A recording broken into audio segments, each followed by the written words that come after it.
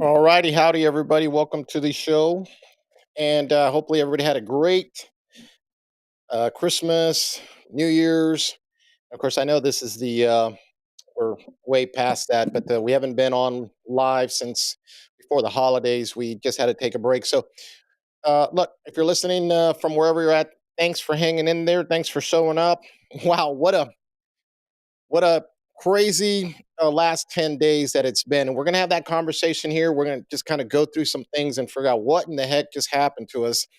A lot of it is great news. Some people have just literally imploded, and we'll have a conversation about those folks as well.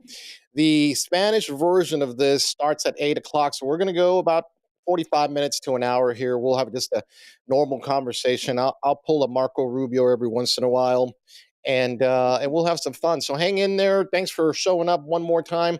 Let me give you the where you can share. If you've got friends, call them up now. This is where you can find us. Of course, we're on Facebook right now live, and you just have to type in Lieutenant Colonel Reyes and it'll pop up. Or if you've got YouTube, just type in the Raul Reyes show and it'll pop up as well. By the way, they are on the brink of censoring me or totally destroying my YouTube channel because I keep talking about the vax and the elections and all this other stuff, and they don't like it. So, all that said, we don't care. We're going to just speak until we get thrown off. And of course, we're on Twitter. We're live there as well. So, if you'll look up Raul Reyes Jr.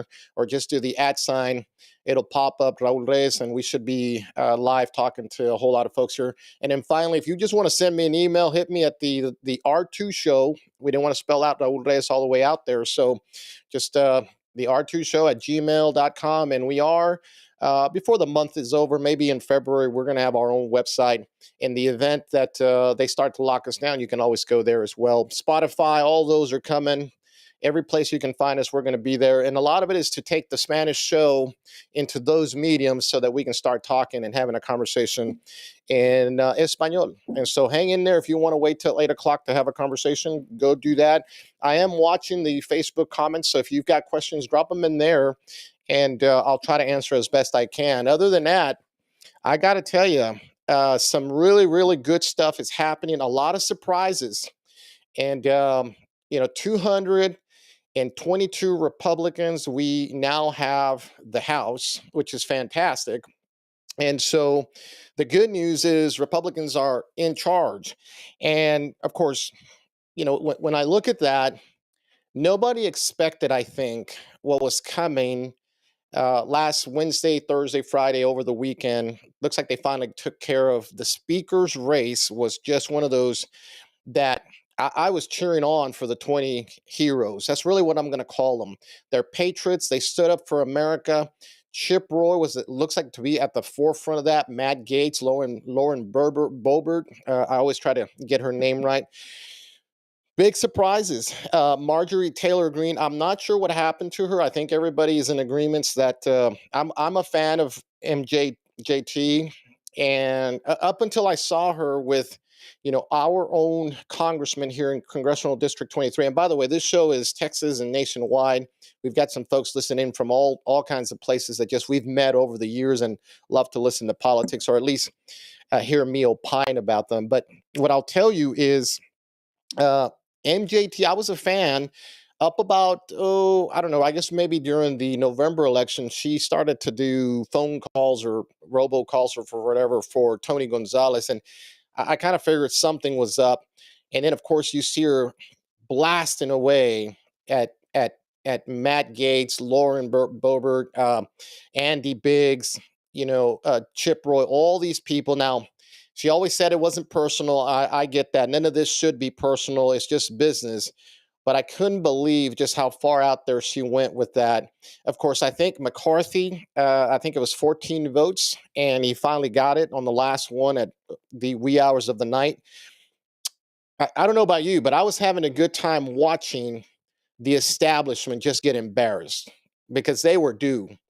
And they've been running shotgun. But by the way, Kevin McCarthy is part of the young gun crowd. If you all remember, Eric Cantor was one of them, and then of course Paul Ryan was the other one.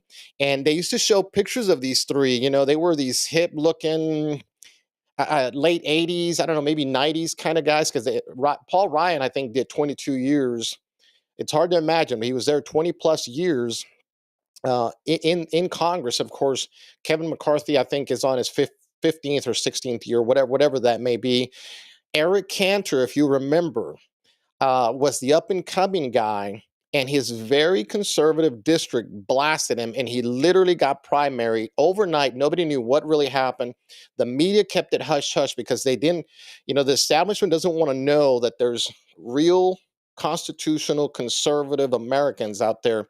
And I remember Rush Limbaugh would say things like, statistically, Americans are center right. And the number can go from, 58, 65% on the right to that other 35. And then, of course, you've got some few crazies that are right there, like 1 or 2% that are just extremists. And they hate America. I don't even know why they're here. They should move to France. But the point being here is that most of America is center right. I mean, there's no doubt about that. Absolutely. I don't care where you go. It's the politics about which they elect people that sort of puts people into Republican or Democrat categories. But as we've seen in these last few days, let me tell you something. I said this about 3 or so years ago when I was running for Congress against the very own Tony Gonzalez. I couldn't understand why the Republican Party absolutely didn't want to help the real conservative in the race. Now, I get it. People have to remain neutral, but I think that's something they say because that's how they get these puppets like Tony Gonzalez or even Dan Crenshaw. If you saw that guy, he imploded as well. Um, Representative Green ended up taking the one position that he wanted. So I think that was all because he called people terrorists. And I'll show you the slide here on that one later. All that said, um, I had a great time watching, and I was cheering Chip Roy and all these folks. I tell you what, if they don't go to that 14th or 15th vote, whatever that final number was, and they go over the weekend, I think there was enough pressure to get rid of Kevin McCarthy. Do not doubt me, folks. Whatever happened that last minute where they decided to go one more round, and I don't know, one of those changed their vote to McCarthy, and that's how he got in. But I think if there's a break and everybody takes a deep breath over the weekend, they pressure Kevin McCarthy, and we're looking at maybe Jim Jordan, maybe even Scalise. I'm not a fan of Scalise, but I always thought, look, we need a pound of flesh on this. And I know that sounds bad for some folks, but sometimes in battle, you just need to win the battle so that you can push back on the war some more, you see? And so when people say, look, we'll take our pound of flesh, and that would have been Kevin McCarthy not being the Speaker of the House. And we were that close. Now, all that said, a lot of great things came out of that.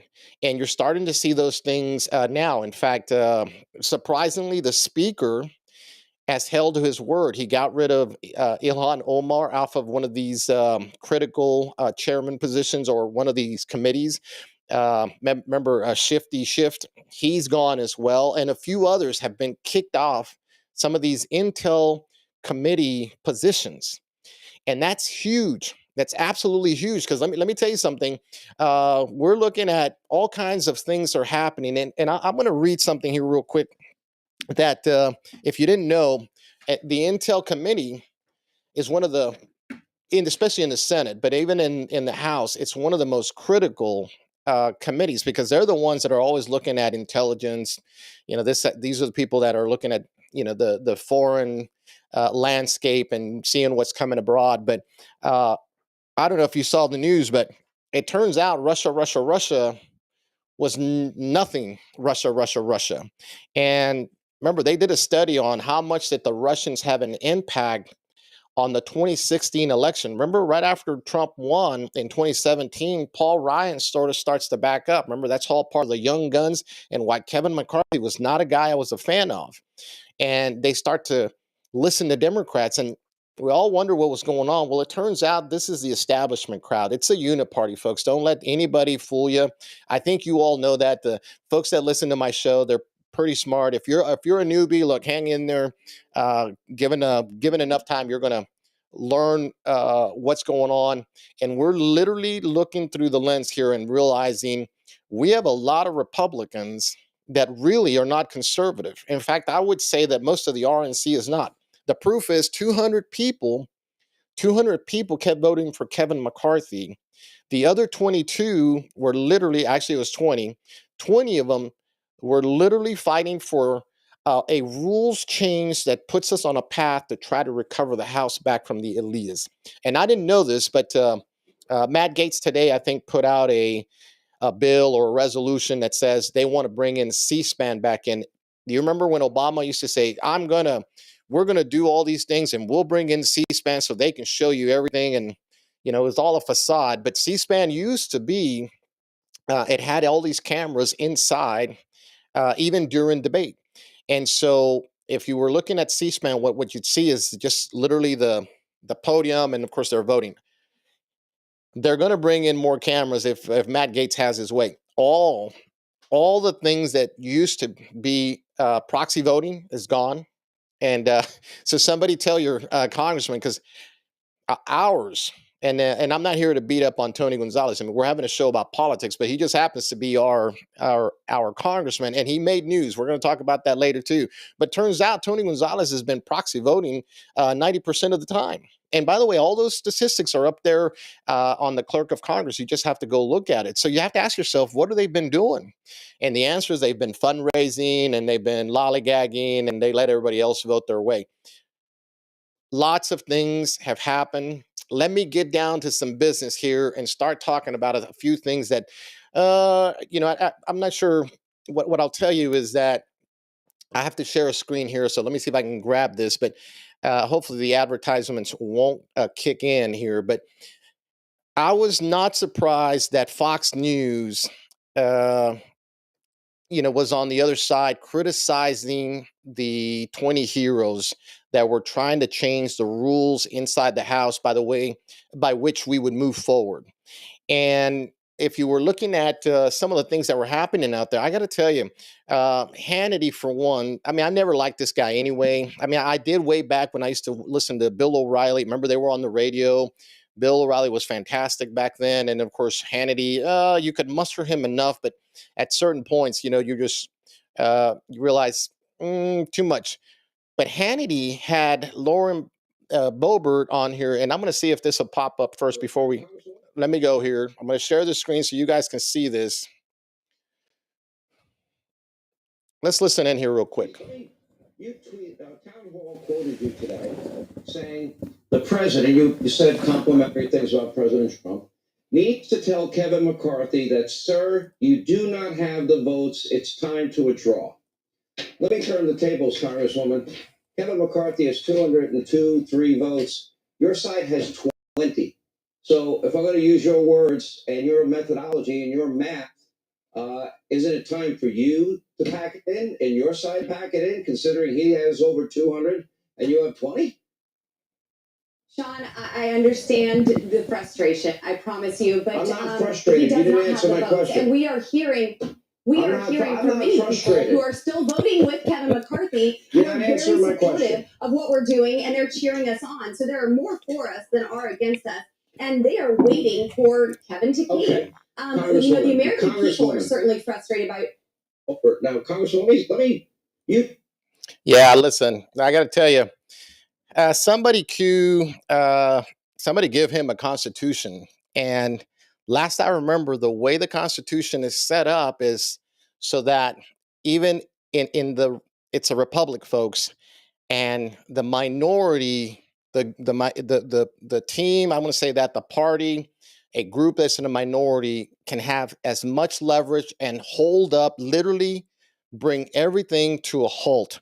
And that's part of our constitutional process. Now, why is Sean Hannity beating up on, and here's the optics on this is absolutely terrible. I mean, here's Lauren Boebert, and fantastic. She's a firecracker. If you ever heard her speak, she's absolutely fantastic. Nothing shakes this lady. And, family woman, Christian conservative. And here's Sean Hannity saying, I'm not frustrated, but he looked pretty frustrated to me. And what I'll tell you is, but this is kind of what we saw all along. Sean Hannity was not the only one. Let me bring this other one up here real quick, and hopefully we can see. Laura Ingraham, I think, had Matt Gaetz on. It was one of those other ones as well where they got into each other or got into it. And the bottom line is Laura Ingraham is trying to make a point with, let me see if we can get this up and running. It's going to take a little bit here, but let's go to, yeah, it's popping up. Let's go to Dan Crenshaw here. Here's another guy that had a total meltdown here, right? You know, Republicans refusing to support McCarthy are terrorists. And I mean, that's the most craziest thing that you can say if you're a Republican and you're looking at your fellow Republicans who are fighting for a rules change to make the way the House deals with business for the people is better. And now a lot of people were enamored with old Dan Patrick, Dan Crenshaw. He might as well be Dan Patrick, I guess.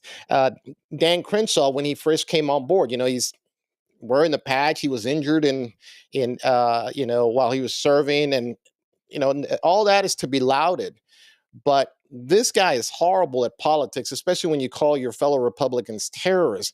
And he did apologize. The answer to that is we should accept the apology, move forward. Nobody's going to bash him anymore over this.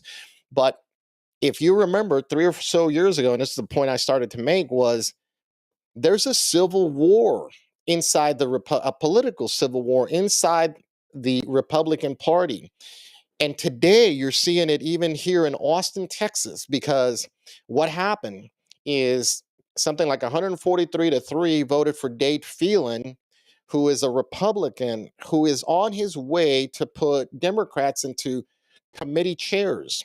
Now, the Republican Party of Texas, led by Matt Rinaldi, and I'm making a parallel here, the state level Republican Party has literally told all its Republican elected officials, whatever you do, do not bring in any Democrats into the committee position chairs, the big positions, because what happens is Dan Patrick, there he is, he sends all his bills over to the House, and the answer is they get crushed.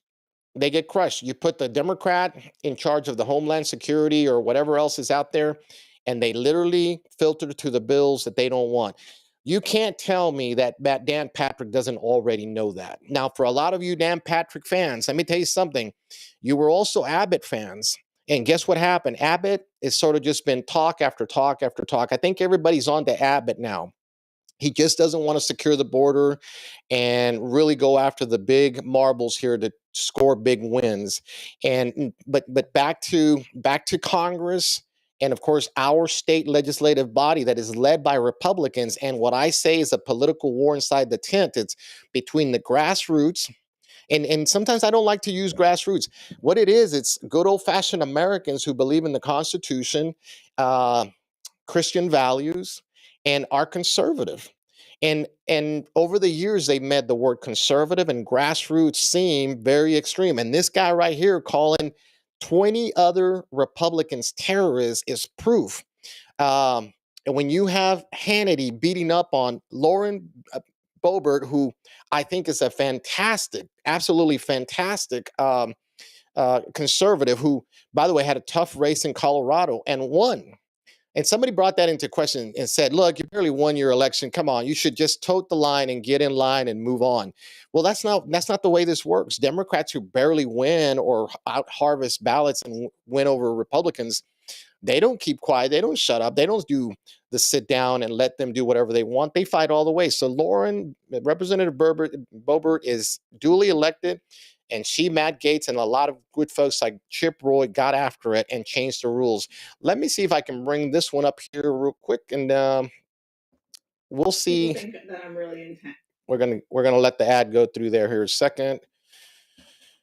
All right, here we go. Let's see. Let's pause this. Do that, and then. Hey, Congressman, will you be okay then if there's ultimately a deal struck? You are able to get. Are you going to be okay? Let me go there. Sorry, guys. Will you be okay then if there's ultimately a deal struck with moderate Democrats that give Democrats kind of full control of the committees? You're fine with that? No, absolutely not. That will not happen. There are two potential scenarios here. No, listen, I'm on the floor, Laura. These 212 Democrats are going to vote for Hakeem Jeffries every single time. He is a historic candidate for them. They are not going to leave off under any circumstance. I assure you that if Democrats join up to elect a moderate Republican, I will resign from the House of Representatives. That is how certain I am. I can assure your viewers that won't happen. Are you for Scalise? Is Steve Scalise okay for you or no? Steve Scalise, no? Well, that depends on if he would accept these rules that we've spent a lot of time on. So we'd have to have that discussion with Steve Scalise. So far, Steve Scalise hasn't indicated that he would run. I would far prefer Jim Jordan. And if Kevin McCarthy pulls out of the race, I do expect Jim Jordan to mount a campaign. Oh, well, he isn't running yet. If Kevin McCarthy got out of this race and Jim Jordan would get into it, that's my belief. And I believe Jim Jordan would win. I think he would invigorate our movement. I think he's broadly trusted in every corner of the Republican Party and with a lot of our donors and supporters and activists. Yeah, the key thing here is, here you have Laura Ingraham again. I was a fan, I've got to tell you, and let me see if we can close this out. I was a fan of Fox News for the longest time, and of course, after they called Arizona for Biden back in 2020, it just smelled like rotten core.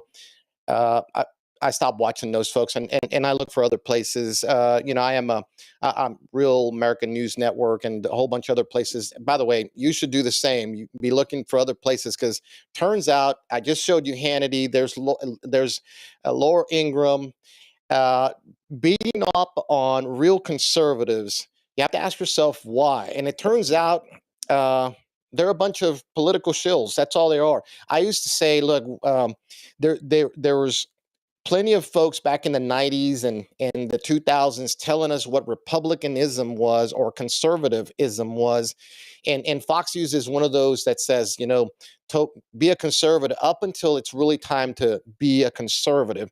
And I put out a post, I think I said something along the lines, everybody wants to drain the swamp until it's time to do drain the swamp stuff, and this is what it looks like. But the critical takeaway from what Laura Ingraham is saying, just for everybody, is she keeps saying, you don't have the votes. And they were telling folks, and I saw this all over social media, which is really just asinine. You're going to let Democrats win. You're going to let Democrats win. And I kept making the same point that Matt was making here with Laura Ingraham, and that is it's mathematically impossible. And because every one of those Democrats was always going to vote for their guy. Now, if they went over and voted for Kevin McCarthy, it would have been the end of Kevin McCarthy anyway, and it would have proved to a lot of people that the establishment is in charge. Oh, by the way, and my smart viewers here, right? What you're literally right now, the light bulb went on. What happened today? Today, Dade Phelan, I think, was nominated. I'm not sure by a Republican, but he was second by a Democrat. And guess what? They all came and voted for Dade Phelan. We had three Republicans that voted for Tinderholt. And so you have in Texas the one thing. See, if you would have said, well, Dade Phelan doesn't have enough votes, and we try to pull something off like that there, the answer is Democrats were going to bring in Dade Phelan like they did today anyway. But in Congress, they don't want Kevin McCarthy either. They want their guy. And besides, they were fundraising and embarrassing the heck out of the Republican Party. So they were going to stick together. So anybody that was telling you we're in danger of Democrats taking over the House has no clue what they're talking about. And this is why I look at someone like Laura Ingraham, and I pointed over there because that's where my monitor is and that's where she's at. So I don't mean to do that to y'all. But the bottom line is Laura Ingraham is fighting for democracy style processes, and this is a republic process. This means that the minority, if you don't have a majority in votes and the minority can hold you at bay, had it gone over the weekend, folks, we would not be looking at a Kevin McCarthy speakership. That's all there is to it. I'm convinced of that. It happened. He's there. Looks like he's doing some things that are scoring some points. Good. If this sends a message to them that there is a group of people ready to fight for conservative values like Matt Gaetz, and let me tell you something, the pressure that Matt Gaetz and Chip Roy were under has got to be just, I mean, out of this world. And if you look at him here, you look at Lauren, Representative Boebert, and even Chip Roy kept their cool like there was no tomorrow. I'm not sure I would have been screaming at Laura, telling her, "Don't you know your Constitution? Don't you know that the majority doesn't always win because the Constitution is based to protect the minority as well." And the founding fathers, folks, purposely made it like that because they don't want government to ever get a stronghold. Not ever. If the wheels that grind that make the country go slow, laws are created, money is spent. If you slow those down, we wouldn't be in $30 trillion debt, and we wouldn't have these horrendous laws that are coming out of the federal government.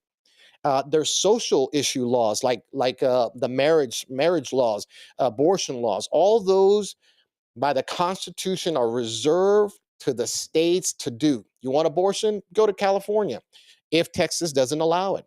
You want gay marriage? Okay, go to California or Texas or wherever the state legislatures allow it. But that is debated at the lowest level. So when I see Laura Ingraham, and of course Hannity's a joke anyway.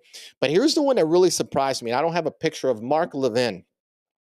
This guy's a total constitutionalist. I mean, I was told he just totally became a shill for whatever was trying to happen with Kevin McCarthy.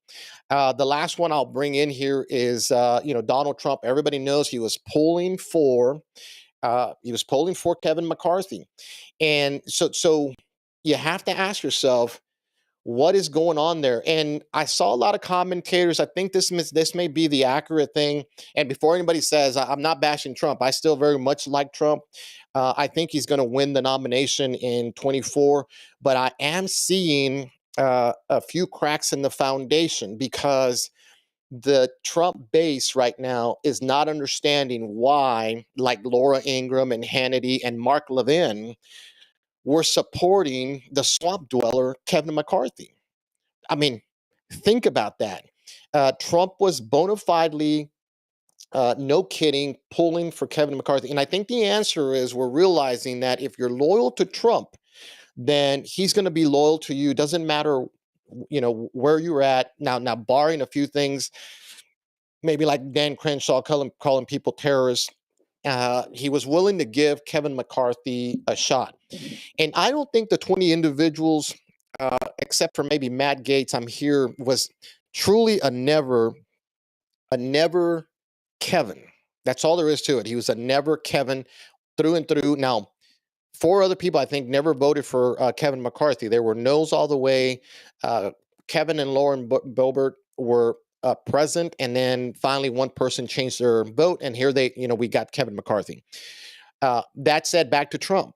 You have to ask yourself. There's a lot of people right now wondering why Trump literally brought in Kevin McCarthy, and he looks like he's trying to save Ronna McDaniel. 65% of the base and 65% of the people that vote for the RNC chair, that right now it's Ronna McDaniel, are against her. So I don't know that she survives, even though that Trump is supporting her. So, but you have to ask yourself one more time. He's gone after Mitch McConnell, but he was helping McCarthy and now Ronna McDaniel. I forget the name, the lady that was, it'll come back to me here in a little bit. The one that's running against Ronna McDaniel, she seems to be really conservative. She's a former lawyer. She's actually sued the federal government on a lot of different issues. And so we're hoping that she gets in. So all that said, Fox News totally turned into a shill. There's Laura Ingraham beating up on Matt Gaetz, Hannity beating up on Lauren Boebert. Of course, Mark Levin, a complete surprise and a shock to me. But not really. Now these days, there's no telling. About the only guy on Fox News right now that I actually listen to and really look into everything he's saying is Tucker Carlson, because that guy, and I'm not sure how he's still at Fox News, given that he's probably the real deal. But I think he's got the biggest viewership, and barring they bring back Bill O'Reilly, Fox News really doesn't have anybody else. So, and nobody really wants to listen to Sean Hannity all night anyway. So, yeah, we're in a conundrum now. Fox News was one. There's a lot of people across the conservative spectrum that just sort of surprised me. Charlie Kirk also was in there as well, looking at, Kevin needs to move on. or the Republican Party needs to move on. I think everybody fell into this motion of, we're all Republicans. Let's all just kumbaya and go down the road. What some of those people don't know, because they live somewhere else, but here on Main Street America, we're watching guys like Abbott not really secure the border. Even though he's declared an invasion, we have 2 million people that have come through the border. And today, a lot of Republicans, we asked not to vote for Dade Phelan because he's probably going to put Democrats in charge of committee chairs. There's my Spanish chair.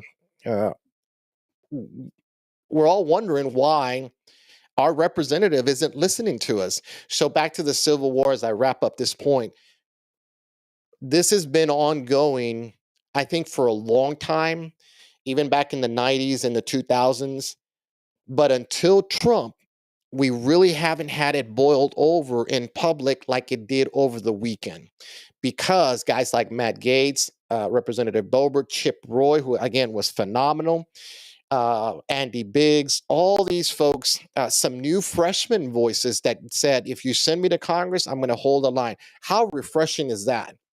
And some of these folks, they may come after them. They don't care. They've changed the rules and given the conservatives, the Republican conservatives, an opportunity to get back the House to the people. Because let me tell you something right now. If you ask me, 200 representatives sat on their hands either because they were promised committee positions, or their donor said, look, we need you to sit out. This is why politics is tough, because if somebody pays your meal ticket all the way to Congress and they tell you they prefer you not to do certain things, you're more than likely going to listen. Matt Gaetz here doesn't take any PAC money. He doesn't take any special interest money. His money is strictly donations. Now, there may be something on the backside, I don't know. But in general, that's where Matt Gaetz is at. Mark Levin was just throwing down on people like Lauren Boebert because she took 1.7 or 1.2 million dollars from Kevin McCarthy and then turned around and went against him. Well, it's politics, folks, and I don't know that she'll get any more money on the next go round, but doesn't matter. 20 heroes stood up, 20 patriots, and changed the rules. We're going to try and get a guest in here next week to try to explain all of it. The bottom line is, it ends proxy voting. They're going to have one issue bills. And I'm kind of generalizing here because we're just going to move on here for a second. But the bottom line is, it looks like it's allowed the conservatives leverage to be able to keep Kevin McCarthy at bay, because one representative can literally say, we have a vote, I want a vote of no confidence, and then Kevin McCarthy's head is back in the rails again. I think they'll be frugal and careful about how they use that. So these 20 patriots are, definitely, I think, mature enough to, let's all work together and get down the road. Kevin McCarthy is the speaker. I'm of the same mode. Let's just get down the road. Let's get the Republican business at hand to fight Democrats, and let's move on to the next stage. That said, what is that? Today they voted to, I guess, strip the 87,000. I mean, think about that. 87,000 IRS agents that were in the bill. The previous bill, to fund 87,000, that's been stripped by the Republicans. The question I have is, and it's not really a question, I guess it's rhetorical, is you still got to get all these bills passed through the Senate. And guess who owns the Senate? Democrats do. So I'm not dispelling or in despair about the work that the Republicans are doing. Certainly, they need to keep chugging along. But if there's a resolution back in that takes care of that, I'm looking into that so we can figure that out. But 87,000 IRS agents have been, stripped out of the bill. Now, in the way I know the Constitution, that's got to go over to the Senate, and they're not going to flinch on it. And even if it passed the Senate, it still has to go to, guess who? Joe Biden, who's not going to pass that either. That's not to say that the work they're doing doesn't matter. What I'm saying is just be cognizant and aware of that, because we're all touting the wins, and that's great. We're changing things in the House of Representatives because in 24 we want to be ready to hopefully take back the Senate, and then of course have a Republican president. Now that said, let's talk about that. What happens in 2024? A lot of people surprisingly were turned off by this debate. I mean, do you know that this part of the Constitution, this is what makes the country healthy? I don't think I've seen that many representatives in the House chamber in a very, very long time. And I think we all went through COVID and allowed ourselves to be led by a bunch of folks who don't care about, they want a proxy vote, and not really do the people's work. Were you aware that any bill that comes in, the speaker would get it, and because of COVID rules and whatever they had before, would circumvent the debate structure and then send it straight into the floor. So whenever you heard we only had 24 hours to look at this monstrosity of a bill, that's because those were the rules that they had in place. These 20 patriots changed that. Now, I don't 72 hours is better because that's the new rule. But they should have made it look, we need 4 or 5 days, not just 3 days. So uh, good change. The point here for them was that we just can't have the bill come in overnight. That means if the rule is 72 hours, then it has to come to the floor for debate. Now, will there be a lot of debate? Probably not, but it's better than no debate, which is the way it was before. Here's what appalls me. Are you ready?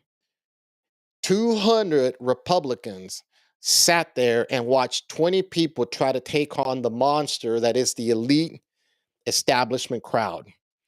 You have to ask yourself, why is that? Now, I go back to the state legislative body today. 143, I might have the number wrong, but I think it's 143 voted for Dade Phelan. Mo- that's a lot. That's all, mostly all Republicans and Democrats went with Dade Phelan. And around here, the kumbaya is that we work with Democrats. Well, that's fine and dandy if you could pass all the bills that the conservatives want. And oh, by the way, the conservatives are part of the Republican Party. So, anyway, a lot of stuff is still going to come out as far as what I think is there's going to be tumultuous waters here, not just at the state level in Texas with the Republican Party in charge, but also in Congress. And by the way, that's good. That's good for the country. That's good for the state of Texas. And grassroots conservatives, we the people, whatever, MAGA, America First, whatever your category is that says I'm not the establishment crowd, you're going to have to get out and fight.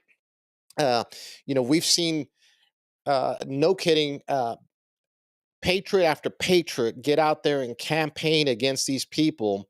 And for whatever reason, the Republican base doesn't see who the real conservative is. And I think it comes down to money. I mean, if you're running like, and I'm going to bring up my friend Frank Lopez against Tony Gonzalez, who had very little money, but a lot of effort, great speaker, very articulate, but he got like 6% of the vote. And a lot of it has to do is, money to send out mailers and commercials. And then, of course, if you have money, like a Tony Gonzalez would literally run you into the ground with negative ads. And so, all that said, I'm hoping that this is sort of the eye opener for 24, because if we can keep the House, get the Senate, and get a conservative president in there, let me rephrase that. If we just get a president that will do what he says he's going to do, or she's going to, do what she says, we're going to be that times much better. And so, but let me bring up a couple of other things here real quick. I want to show you, sort of this implosion that happened. We've already seen Dan Crenshaw here calling people terrorists. So this whole past week was not without ramifications. I mean, Democrats just sat back, voted together, and laughed at Republicans. Well, when I say that, a lot of people, yeah, they made us look like fools. No, this is the process by which things happen. And if you were to read books on Lincoln and George Washington, Adams, and all these times before, this is par for the course. This is normal. In fact, some of their debates were more vicious. I might remind you that we had two statesmen actually do a duel, and one killed the other with a bullet. And so we're not there, thank God. But the point being here is this is what America needs. It needs patriots to do big debate. And I always say, look, how can you take on evil Democrats? If you don't have, if you have squishy Republicans, and if you know me, I call spineless Republicans squishy because they have squishy backs. You can't. And then you ask yourself, you know, why would we then vote for a guy like Kevin McCarthy? Kevin McCarthy is responsible for a lot of bills that came through the House that had more Democrats vote for it than Republicans. And this was the beef that Matt Gaetz had, and a lot of the conservatives, the 20 heroes that I call patriots, that fought the establishment. But again, it did not come without consequences. In the heat of it, this guy right here calls other Republicans terrorists. He's apologized. He's moved on. But guess what? He did not get the committee chair position that he wanted. It went to Representative Green, who, by the way, is a legitimate conservative, in my opinion. And so, old Dan here, well, he literally lost for opening up his mouth. Let's do one more here. I'm going to go here local here as I'm going to start to wind it down. But if you didn't see, old Tony Gonzalez there was himself having an implosion. Whereas Dan Patrick, in the heat of the moment, called people terrorists, we had literally Tony Gonzalez call the 20 Patriots an insurgency. And I was taken aback by the whole thing. Of course, nothing surprises me with Tony Gonzalez. Now, we're not talking about Tony Gonzalez, folks, because he just happens to be our congressman, and I ran against him, and he barely won by 7 votes, which I think something happened in the middle of the night, but I'm going to leave that alone for now. We're talking about Tony Gonzalez because the rest of the nation is having a conversation about Tony Gonzalez. He was on Face the Nation. This is what I'm showing you here. And of course, old Tony there, I always said he doesn't have an aptitude for it. He is a conniver, kind of a slimy guy. He can get away with things, and it's not personal. I'm just saying he's a true politician. That's all there is. But he was asked, when asked about other Republicans voting against it, Gonzalez says, if this insurgency caucus decides to put anti-immigrant legislation on the floor and masquerade it as a border security policy, that's not going to fly. What he's saying is, I like it the way it is, you see, because the policies that we be put forth by these 20 heroes, much like we're doing here in Texas and Austin, trying to push our legislative body to actually enact laws or something that allows us to stop the invasion at the border, Gonzalez doesn't want to do that. And why should he, folks? If you saw my friend Frank Lopez running against him, and myself, we've been saying the guy has an office at the non-government organization. And so this is why you see this here. I want you to look at that top part there. It says, how am I going to look at our allies in the eye and say, I need you to increase your defense budget, but yet America is going to decrease ours? Let me put that into context here. What happened here is, old Gonzalez, remember low aptitude Gonzalez, right? He's literally saying that he doesn't support the 20 Patriots because they are going to be the reason that we reduce defense spending. Now, I want you to grab a hold of that. Now, if the light bulb went on in your head saying, didn't we just put out $1.7 trillion and there was something like 20% increase on spending for defense? That's already law. Boom, gone. How can he say that? And the answer is low aptitude. So I want to read a couple of things here, if I can find it here, because somebody wrote, and I should have it up on my Facebook page. It starts, the title is Adam Kinzinger. Remember that guy? He's the most hated Republican in the caucus, gains a worthy successor after GOP's House member launches unhinged attack. And if you go to my Facebook page, what you'll see there is that, and I'm going to put this here. Actually, I have it real quick. There it is. This is Red State up in Washington, D.C., putting fantastic articles. They actually, out of nowhere, put this out saying, GOP House member launches unhinged attack. And if you look at the circled part down there, it says, Representative Tony Gonzalez has become increasingly unhinged. And I said, listen, I'm glad somebody finally noticed because, we've been saying that for a long time. This guy's not a Republican. He's a Democrat. He's actually a LULAC Democrat. But I'm going to read a couple of things here because this article is fantastic. I do have it on my Facebook page. So if you want to go down or scroll down there a little bit and you'll find it. remember, he's saying, Gonzalez is saying, I'm against the rules because of certain things. And so let me read this. Why is Gonzalez against the rules package? This is the author, the writer is Bonchi right here. According to him, the deal struck with McCarthy will decrease defense spending, and he just can't have that. I continue. For context, this defense spending was just increased yet again during the last omnibus fight, with the wasteful, largely unaccountable Department of Defense garnering tens of billions more on top of the money that was previously appropriated. What did I say about 2 minutes ago? Gonzalez is crying, whining about something that isn't there. I go back to low aptitude. That, or actually, he just doesn't have a clue what he's doing, to be honest with you. But okay, we're going to move on. But to be clear, Gonzalez's excuse isn't even true. I'm not saying that. The article's saying that. It's in my Facebook page. Go look it up. To be clear, Gonzalez's excuse isn't even true. There was no deal to decrease military spending. Rather, there was talk of abiding by the prior year's baseline in the next budget battle instead of automatically shoving 5 to 10% more into the coffers of the Pentagon. And this is always the fight we do. The Pentagon always wants 5 to 10% more on top of their baseline, and that's year after year. And if you look at their budget, we're almost to $1 trillion in spending annually or biannually to the Pentagon. And there's millions of dollars they can't account for. Now, you're talking to a former retired Air Force lieutenant colonel telling you that the baseline is always here and they always go 5 to 10% more. Gonzalez is arguing that he doesn't want anything to not be going to the defense. And that's why he says, how do I look at my allies and say, don't, increase your spending while we're decreasing ours? So none of this makes sense, is the point. All right. I'll say this. I'm just going to leave it at low aptitude, and that's all there is to it. But I'm going to keep reading.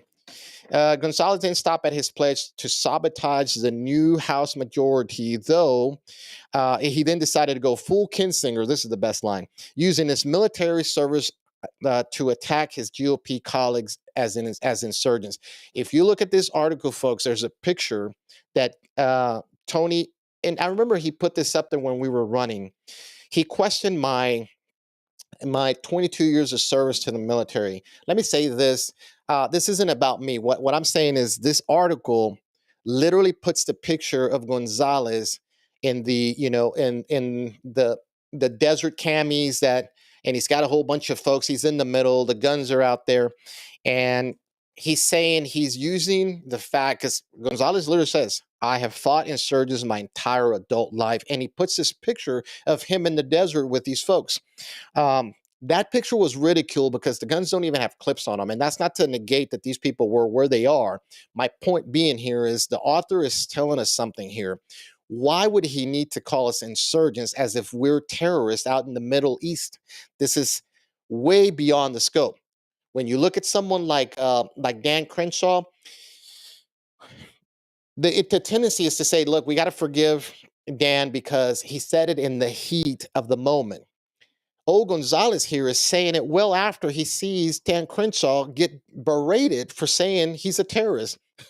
So he one-ups Dan Crenshaw with, you guys are insurgent, and he throws a picture of him in the desert with a bunch of folks. The funny part is that I'm going to go on, just read this. First of all, Gonzalez served that Gonzalez served is laudable. I said that as well. We're not taking any of that away. But the guy was a cryptologist, and I know about cryptologists, folks. I'm not even sure he actually fought. And the guy puts, quote unquote, any insurgents. He questioned that, not me. But I'll leave it up to you. So the next time you see him, you ask him, are you fighting insurgent Republicans like you're fighting people in the Middle East? And how true is that? Anyway, I bring all that up because this is the guy that we have as a representative in Congressional District 23. And he's not the only problem. Dan Crenshaw, right down the road in Houston, he's a problem because, he's established. Kevin McCarthy is a problem. The good news is the rules now can hold these people accountable, whereas before you couldn't. And this is why some freshmen representatives will go up to Congress, come back after their first year or or first term, and try to say they did a lot of stuff when they fought for a lot of things, but their hands were tied. So we the people, when we send a representative, really we're just sending somebody to either vote for with the establishment or not vote with the establishment. And if you don't vote with the establishment, guess what? You're never going to get committee chairs. That's all there is to it. So all that said, the whole week has been a mess, but I'm going to put this one more up here real quick.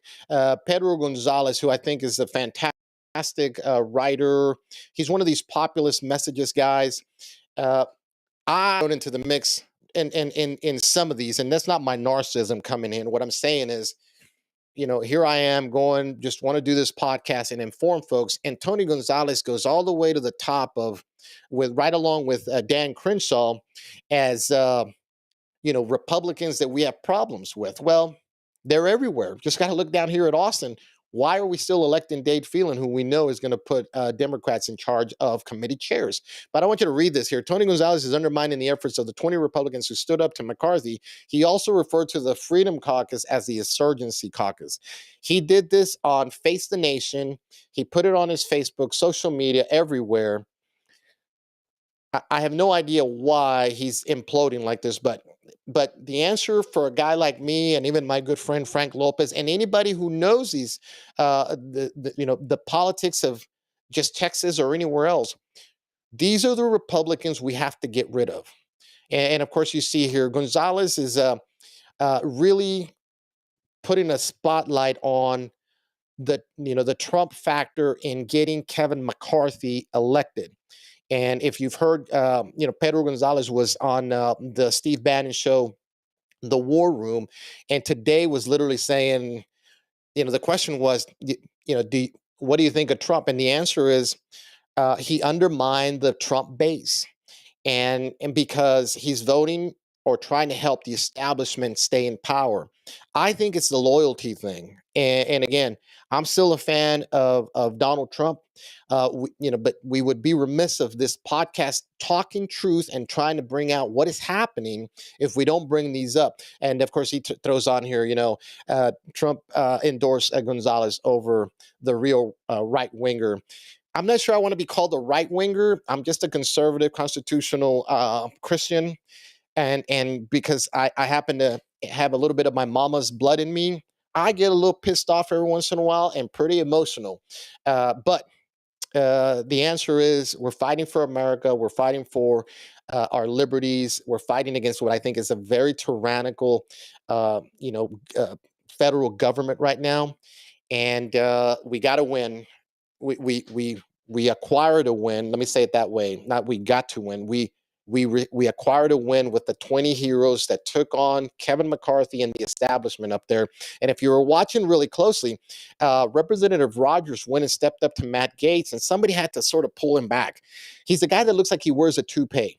We'll leave that alone. All I'm going to tell you is this is how unhinged they are. And if the Republican Party wants to really take back its party, the base, it's going to have to censure these people. It's going to have to tell them to go pound sand and go be Democrats. Do us all a favor, Tony. Go be a damn Democrat and leave us alone, because you literally unhinged yourself. But so did Representative Rogers, so did Dan Crenshaw, and so did some of the people that sat on their hands. Because you do nothing doesn't mean that that's okay. And so we need to send brave people like Chip Roy. Fantastic. If he's listening, his sidekick Wade Miller has a lot of fantastic policy posts out there. If you can follow him on Twitter, that guy's fantastic as well. And of course, Lauren Boebert, Matt Gaetz, Andy Biggs, and the list is 20 of them. Some freshmen in there, I forget the names. Fantastic folks. That's what we have to look forward to. Hold them accountable, and things will work just out fine. Look, I'm going to wrap it up here. I'm going to put this back up here. Remember, in about 5 minutes, we're going to turn this show into Spanish. We may be a little bit late because I've got to check the communications with my guest here in a little bit and tune up my English to Spanish. So if you want to listen in, check us out. But this is where you go. Tell your friends to share this video. And if you will, please email me if you have questions. I saw the comments. Next time I'm going to stop and actually look and answer questions. I apologize for that, but as always, I'll follow up on just making sure that all the questions are answered. If you're just out berating me, I'm going to block you anyway. So it's my show. I can do what I want. So anyway, God bless you. We'll see you in about 5 minutes. If you know Espanol, hang in there. And other than that, God bless you. I'll see you next Tuesday. I'm going to be in Austin for a couple of days because I want to see what's going on. We've got a lot of business that's picking up, but the answer is tune in, share, and tell them about the Raul Reyes Show. God bless you. Everybody have a wonderful good night, and we'll see you in about 5 minutes for the Spanish version.